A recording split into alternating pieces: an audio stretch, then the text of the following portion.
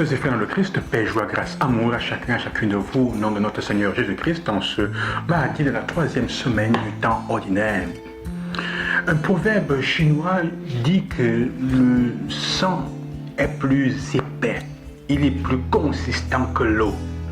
Comme pour dire que les relations familiales, les relations de sang sont plus, sont difficiles à détruire, sont difficiles à oublier. Elles rappellent.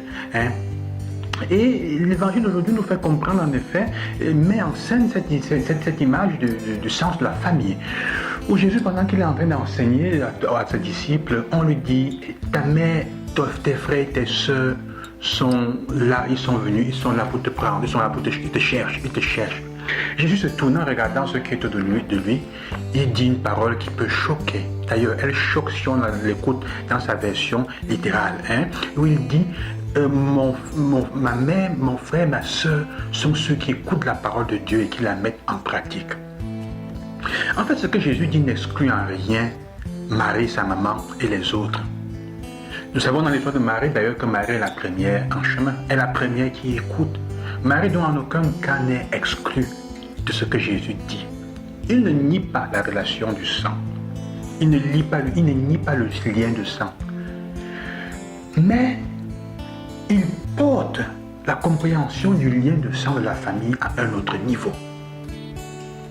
Jésus fait comprendre que la dimension du sang ne suffit pas pour donner à la famille son sens profond. D'ailleurs, la preuve, si vous regardez dans la Bible, l'Ancien Testament est rempli de fratricides. Ça veut dire de meurtres, d'assassination entre frères et sœurs, d'assassinats entre frères et sœurs, de lutte entre parents pour le pouvoir. Beaucoup de sang, le sang coule plus dans les familles que en dehors. On se tue plus dans les familles qu'en dehors. Ça veut dire que les relations de sang sont aussi les plus dangereuses. Même spirituellement, pour le simple fait que le sang étant aussi épais, étant aussi consistant, il ne suffit pas de beaucoup de choses. Il n'en faut pas trop pour qu'on puisse atteindre mystiquement venant de la famille.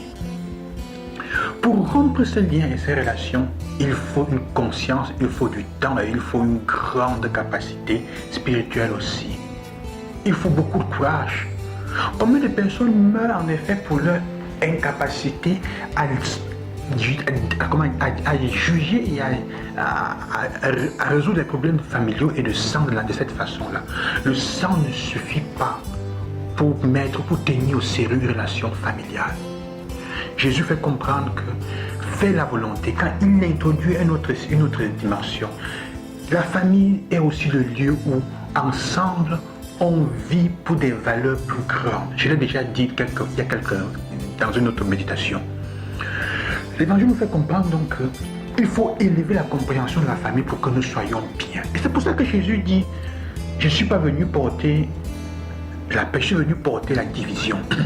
Parce que le lien de sang est bien et il est mauvais dans le sens qu'il est ambigu. Et comme on n'y pense pas trop, automatiquement on s'en sert pour faire du mal aux autres.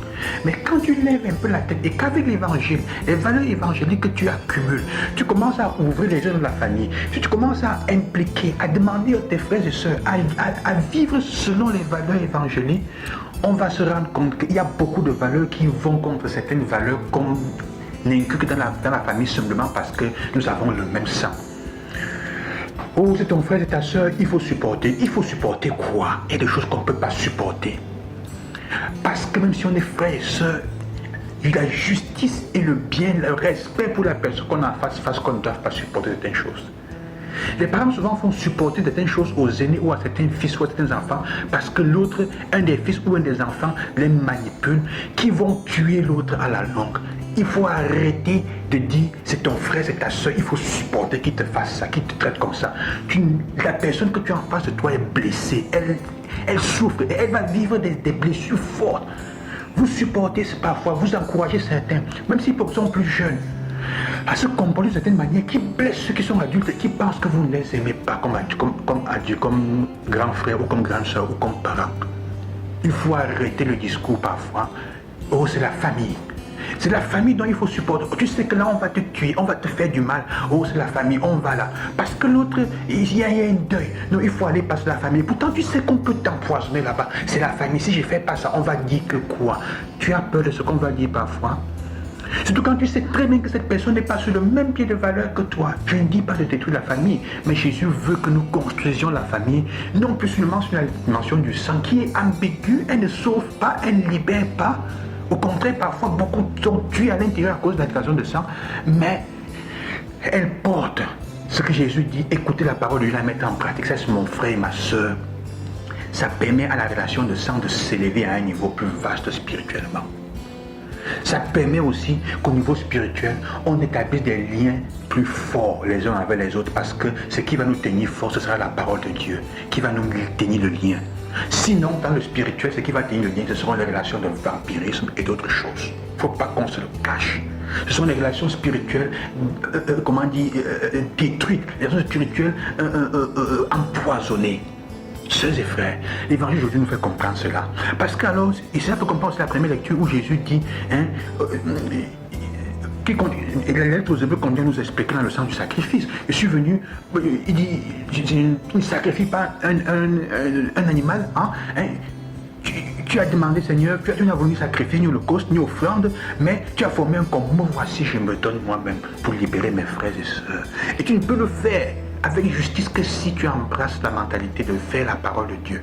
Frères et sœurs, on ne peut se donner les uns pour les autres que comme frères et sœurs dans le vrai sens que si on accepte de se laisser diriger par l'amour de Dieu les uns pour les autres. C'est ce que Jésus veut faire comprendre. La famille est le lieu où on s'aime, où on jouit de l'amour fondamental. Et cet amour ne peut être nourri que par la parole de Dieu pour que les uns et les autres soient vraiment unis.